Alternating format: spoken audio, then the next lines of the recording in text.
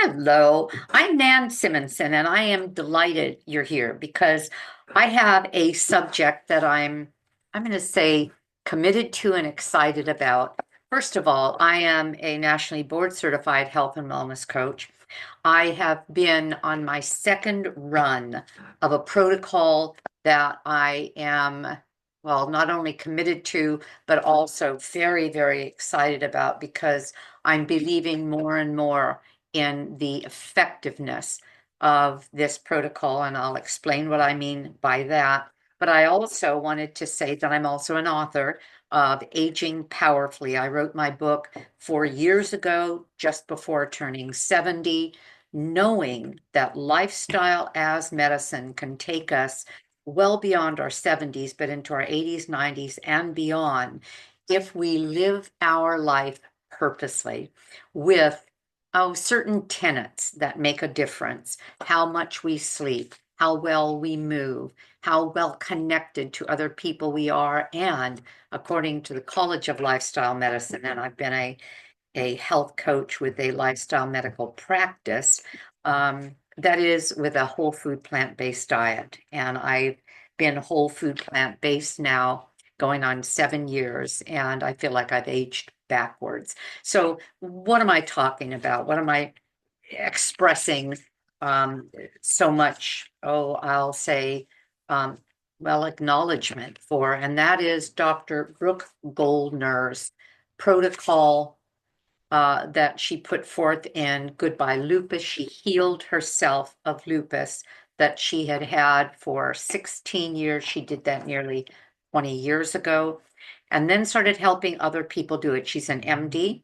She's also a board certified psychiatrist. She also studied at Carnegie Mellon um, uh, cellular biology. So she has a confluence of skills that when she healed herself, led her to try to figure out how they experimented on, I believe it was 100 people for free with that protocol and saw remarkable results, and then realized they had found something that was, well, what I call it the Holy Grail that people were looking for, considering that most autoimmune diseases are not reversible. And then she wrote Goodbye Autoimmune because she started working with people, and it wasn't just lupus, it was Sjogren's and multiple sclerosis. I'm reading from the front of her book. Hashimoto's and mixed connective disease, tissue disease, rheumatoid arthritis, scleroderma, chronic pain, um, and on and on.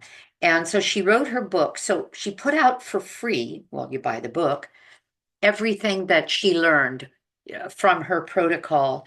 She also then came out with a cookbook, Goodbye Lupus, Hello Delicious, because the foods that they are recommending that cured her are very specific. And her husband is the one that came up with that dietary recommendation. He has a graduate degree, and I believe it is um, sports medicine and cellular biology as well, a graduate degree. And he's the one that put her on this protocol. The protocol cured the lupus. That surprised them. They didn't really believe it was anything but luck or love. And then started experimenting and found that the only thing they had changed besides the love was the diet. And turned out that that was true. So I am talking today about commitment, commitment in action. And before I tell a story that tells you why I'm even doing this, I'm going to define commitment for you. The definition of the word is commitment involves a pledge or a promise to undertake a specific course of action in the future. Commitment in practice is demonstrating commitment, or demonstrating commitment involves consistent actions aligned with one's promises or obligations, reflecting reliability and trustworthiness toward any venture. And then the role of commitment.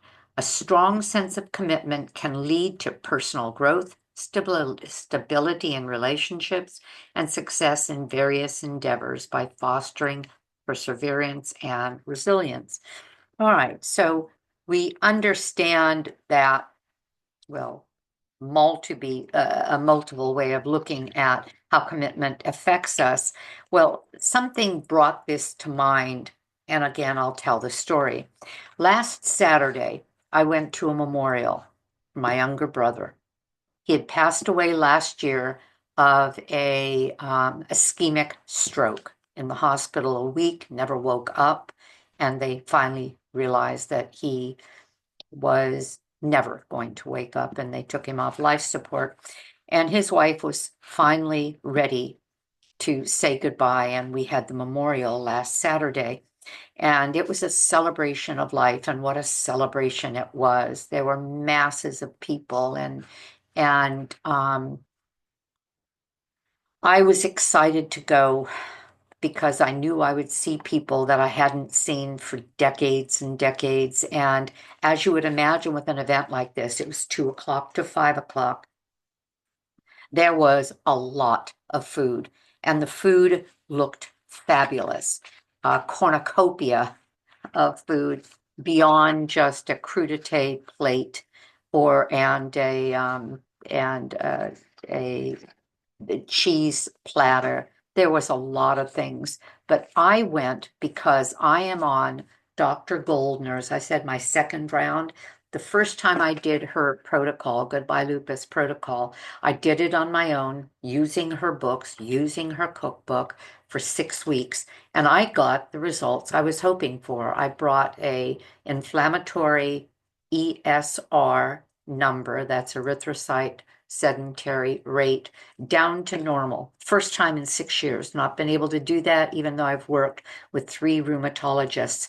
That's a marker of inflammation, which we don't want in our bodies, and I was determined to reduce it, brought it down to normal. And then I also have autoimmune diseases. I have the antibodies of rheumatoid arthritis. I have Hashimoto's thyroiditis and something called microscopic colitis, which is a less, well, it's a lesser form of colitis that can usually lead to cancer, but it's still an autoimmune disease and still has its resulting challenges. Well, every one of my the antibodies went down, and I will know in just a few weeks when I test again whether or not they're gone. If they're gone, because it takes a while for them to die, and I knew it would be months. I took the tests at the end of the first 6-week protocol, and everything had moved quite a bit down. I'll know this time if they're gone. If they're gone, I no longer have that autoimmune disease. If they're not gone, but they're low, then it means that it is still there, but that it's in the background. And then they look at symptoms. Are you having symptoms? I'm feeling like I not only have aged backwards, but also as if my body is renewing itself at a cellular level, which is the point of this protocol, because I'm feeling so strong and so healthy. I've been on this second protocol, and the difference is you can go on the protocol based on her books and based on her videos. She also has a Goodbye Autoimmune Rapid Recovery group that she runs several times a year. It's a 6-week program, and we are working with her in essence on a daily basis, and I'll give you a bit of information about that. And then at the end of 6 weeks, we actually all gather together again, and everybody shares what their successes were. Well, she leaves up for the subsequent groups that sharing time, and it's usually 5, 6, 7 hours, because there's a lot of people talking about where they were when they started, where they are at the end, just 6 weeks later. And it took my breath away to watch even part of the testimonies of people just in this last group. So I'm quite happy that I took the plunge, but I'll also say that it takes commitment.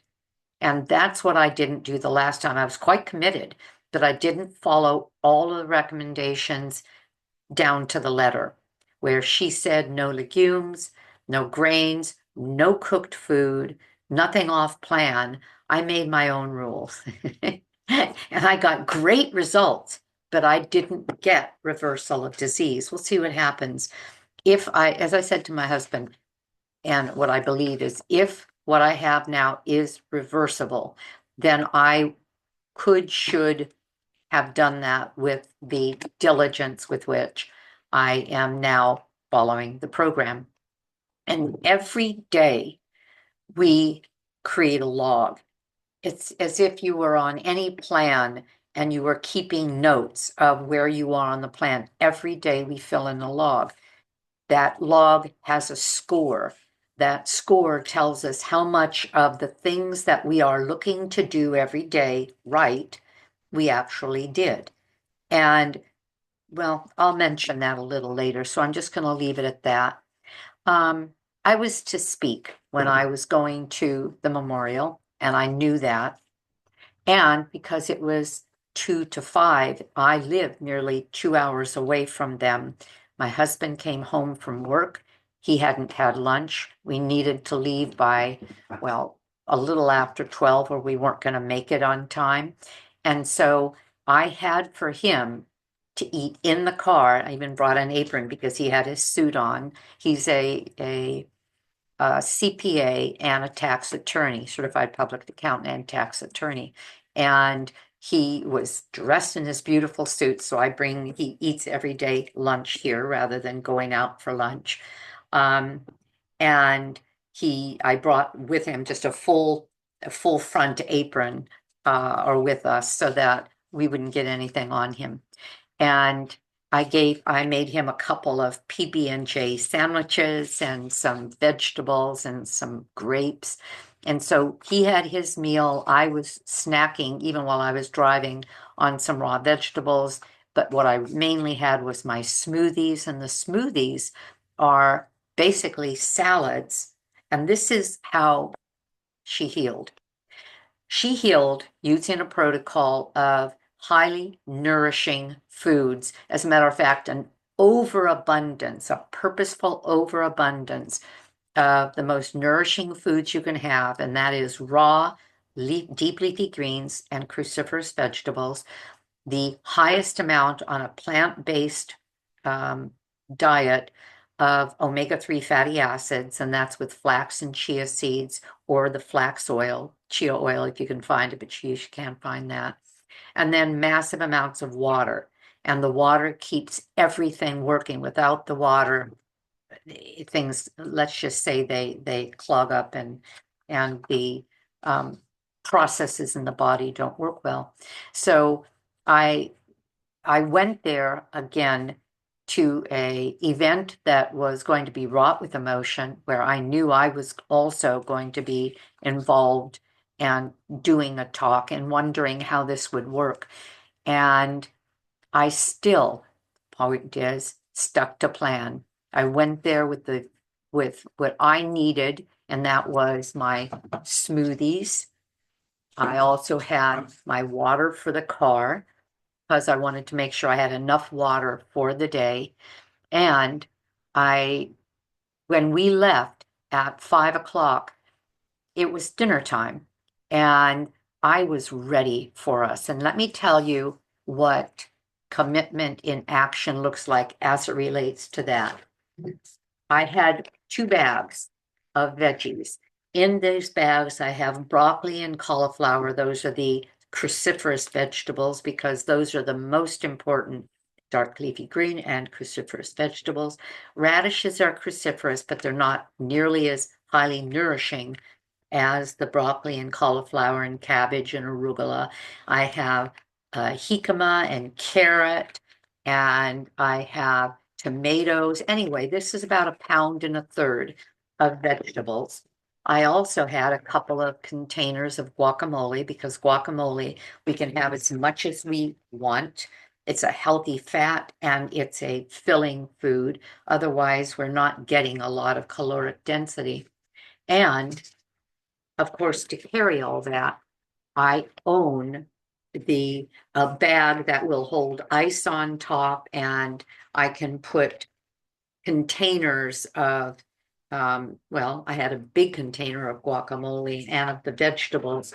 And then I also, for when I got home, we heated up some things for my husband, but I also keep shredded cabbage. This is about 1 pound. This is all it takes to get to 1 pound of cruciferous vegetables. This is just shredded cabbage. Cabbage is heavy, a lot heavier than arugula or kale.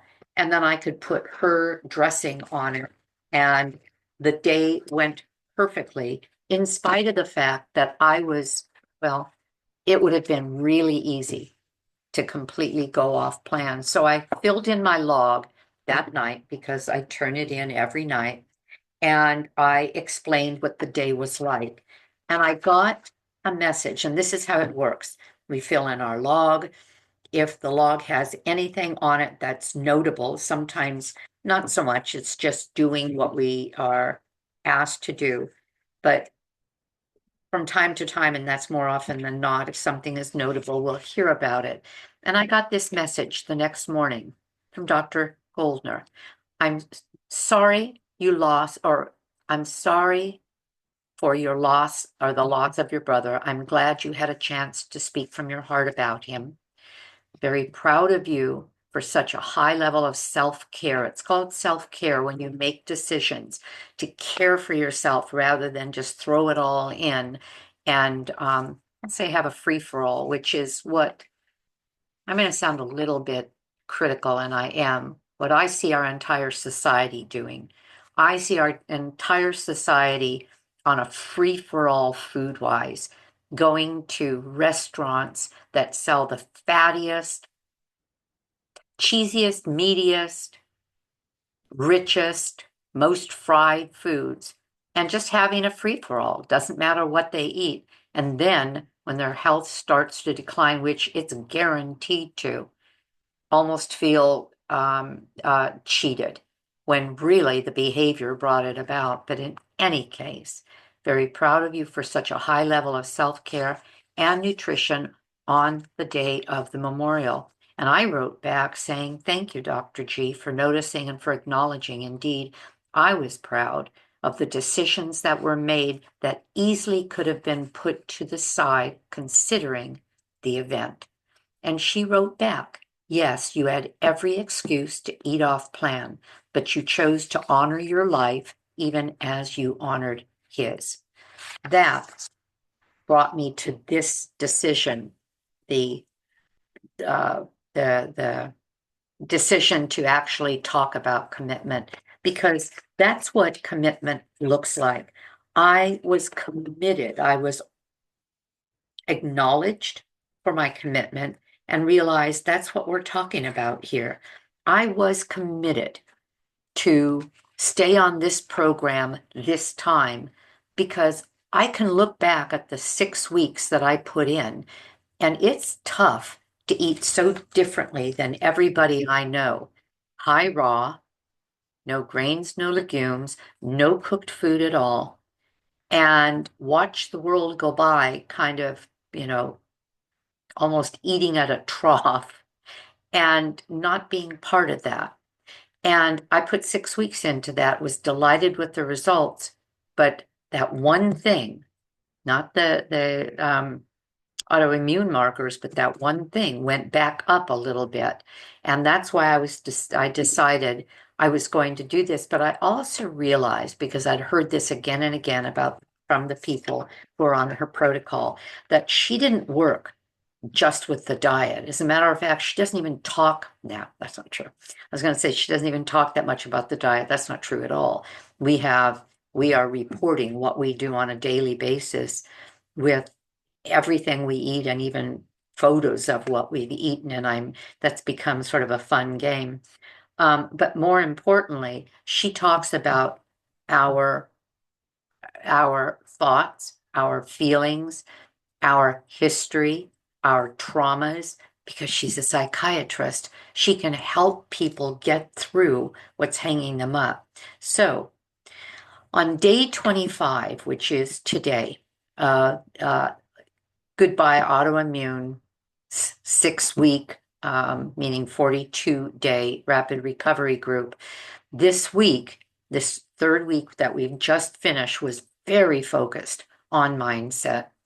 Every day, she does 2 to 4 videos, short videos, sometimes a little longer than 5, 10 minutes, highlighting where she has, through doing hundreds of these groups, seen people to be. She knows by the third week that people are sometimes forgetting why they're doing what they're doing, and sometimes questioning whether or not there is still value to them of doing it. And we have daily assignments. So we have our videos, we have our daily assignments that focus our attitude, our attention, our mindset on whatever it is now or possibly in our past that could have affected us as it relates to trauma, low moods, faltering commitment, attitude, and let's say lack of preparedness, because even that means that we didn't put our attention where it needed to be. So this week, how did we work on it? Well, we reminded ourselves, for one thing, of why we were doing this in the first place. That was an assignment. Why are you doing this? And by writing it out, it reminded us, I know very well that I not only want to change those numbers, but I've come to realize that there's no, it's not a very good chance that I cause stress and internal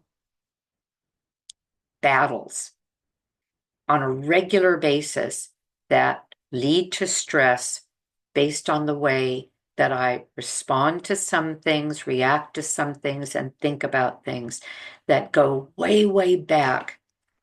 The things I talk about in this book. No, this is not a memoir. This is a directive to living well with 10, that's 10 letters.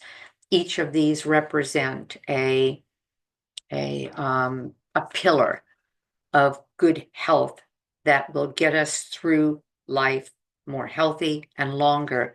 But I mention in here the early days that set me up to really having to find a way, basically, to find myself. And I realized that's not all gone. I thought putting it down here gave me one of those free passes, and that's not so. And you know what? I'm in here for one thing, but I'm getting another thing, and that is what I was hoping for. And that is a way of reevaluating a number of things that I carried with me through the past. We did an exercise around what we had to let go of to move forward. That was a big one as it related to what I'm speaking about now. The things we hold on to, sometimes that define us in ways that we can then live up to.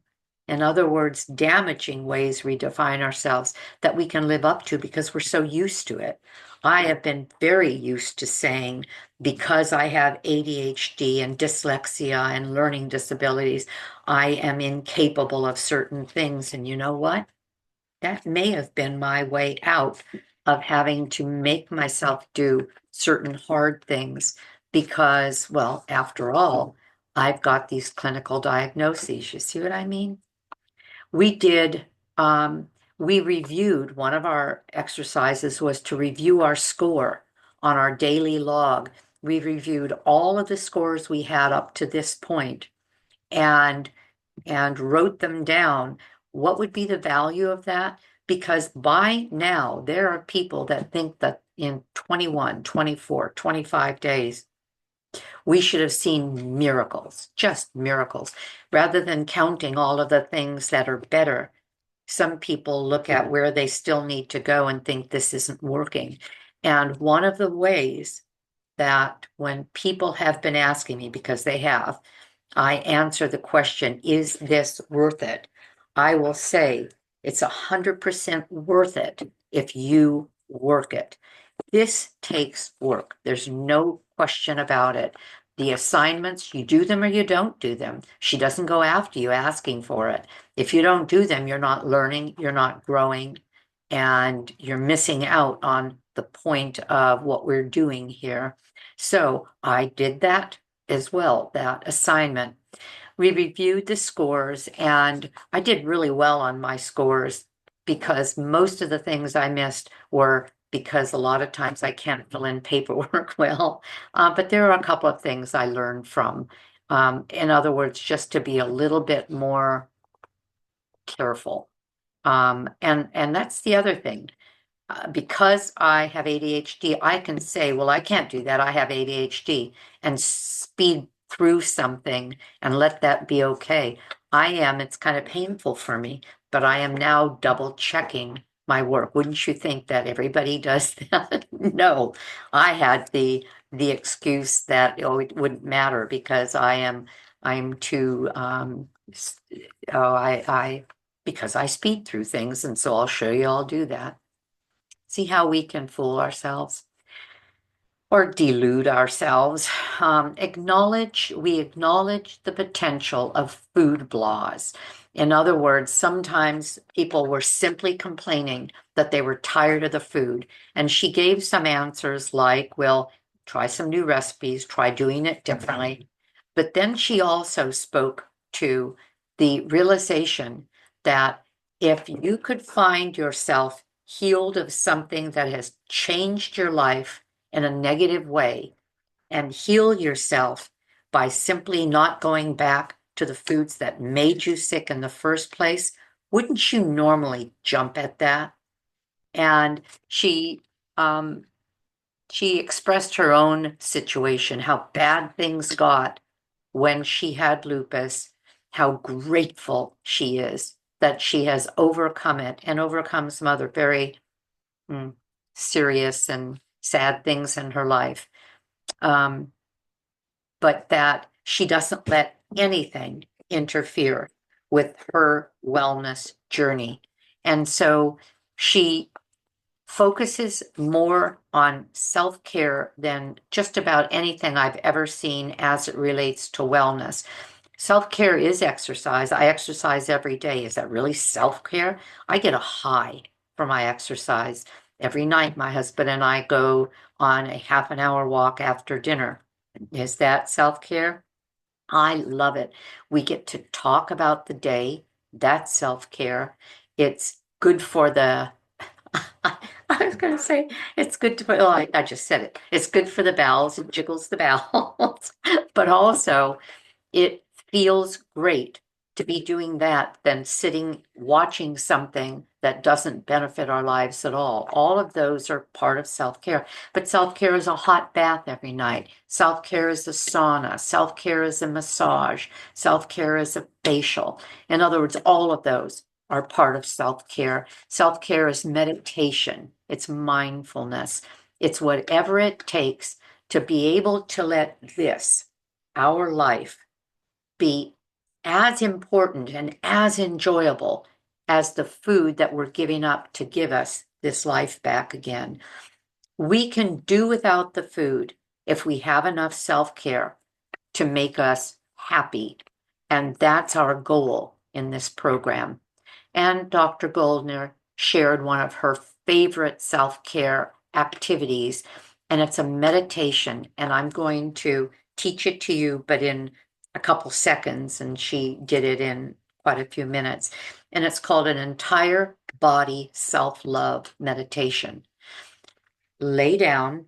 You can sit up, but you can lay down. You can do it in bed before you go to sleep. You can do it when you wake up. You can do it in the middle of the day. And focus on your body. She says, I've got big feet and they're flat as a board. She said, so I've got these big flat feet. I start with my feet. And she said, I walk up body part by body part by body part. As I'm walking up mentally, I am telling that body part why I love it. Big flat feet.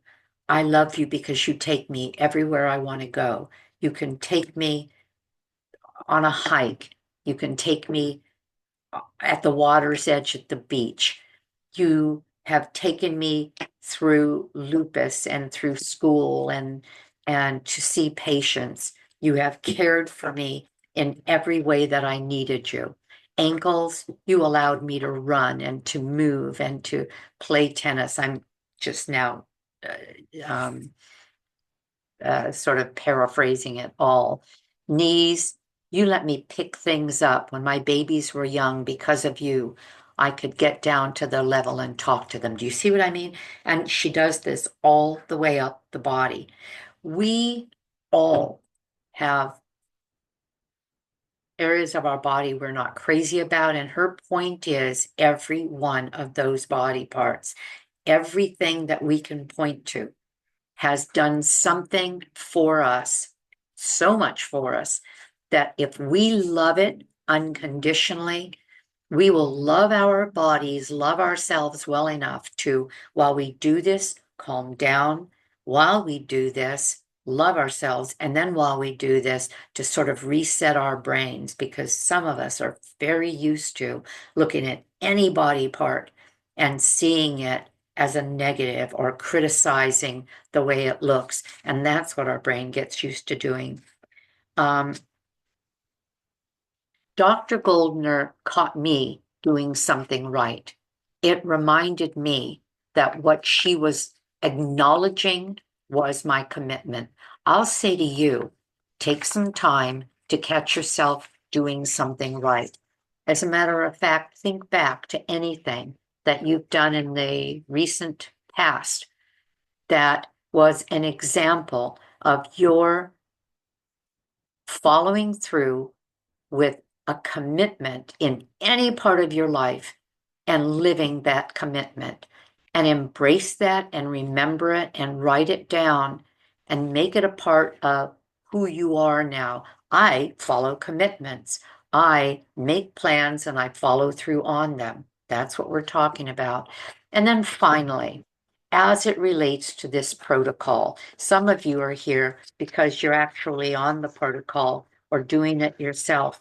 And I will bring it back home to Dr. Goldner's protocol and give you some specifics based on what it is that we are doing. So, what does commitment look like as it relates to hydration?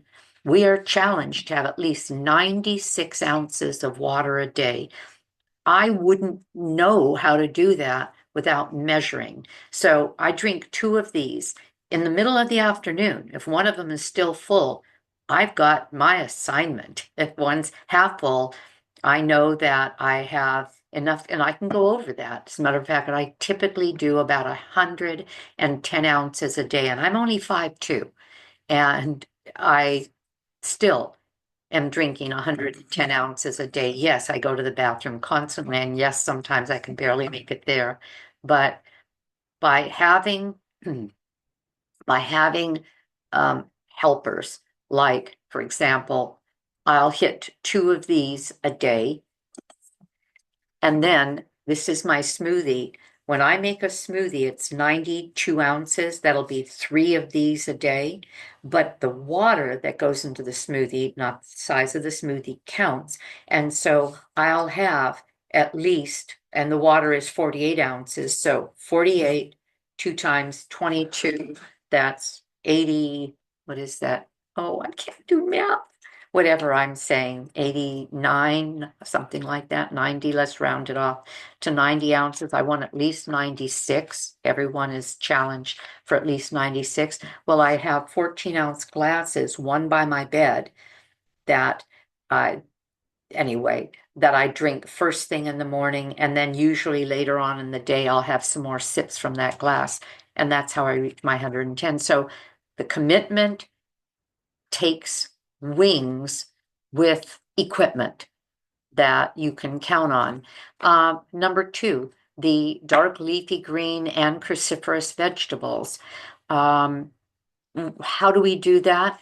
Well, the smoothie makes it easy. If my goal is to have 1.5 pounds of dark leafy green and cruciferous vegetables, and I do, let's say, half of that and make my smoothie, I was doing an entire pound for the smoothie, and the fruit goes in as well, no more than the number of ounces that we put in for the greens. And so in other words, if I do a pound of greens, I can put in a pound of fruit. And that just equals out because of the density of the fruit to about 25% fruit by volume and 75% greens. It was too much. It was too much for me to drink. Plus, I wanted to have some fruit that I could actually eat. So I'm doing now 12 ounces of greens and a little under 12 ounces of fruit. And then I get, if I'm trying to have no more than 1.5 pounds of fruit, then I have some fruit I can eat out of the hand, like some kiwi and some grapes and some blueberries, things like that. All right. So I keep track of all of that with pictures. That helps because I keep a scale on hand. That makes it easy. So the part of it goes into a smoothie, part of it goes into, I showed you earlier, here's an entire pound of salad here. And these two alone would take care of, it would go over 1.5 pounds of deep leafy green and cruciferous vegetables. So you plan for it. Carry salad dressing everywhere you go. I make one of Dr. Goldner's salad dressings that I'm crazy about. And it comes from her, the mango, which one is it? Mango crunch salad. I've amended it a little bit, and in general, it's just a 1-to-1-to-1 ratio of Bragg's liquid aminos, lemon juice, and the flaxseed oil, the cold pressed flaxseed oil with some mustard. I just use some Dijon mustard and a little bit of garlic salt or a clove of garlic. Word it up in a emulsion blender, and it separates anyway, but it kind of blends it up better to start. And although that doesn't count for the omega-3s, even though it has, that's the whole point of flax oil, it doesn't disrupt anything, but also it allows me to have dressing made because I just make a bunch of it and I put it into a little bottle that I carry with me whenever we go out so that I have a salad dressing that I can use. So am I prepared? Yes, it's easy, it's there, and I have the carry-on bag whenever we travel as well. Just yesterday, I went back to the beach area where I had that laser thing done. Remember, I had a couple of spots of precancerous cells, and they said, you want to do the whole thing so you're even? And I said, yes. Well, I just went back yesterday to have it checked and to have a full facial. That was kind of cool, but the same thing. I had to drive almost 2 hours to get there, almost 2 hours back.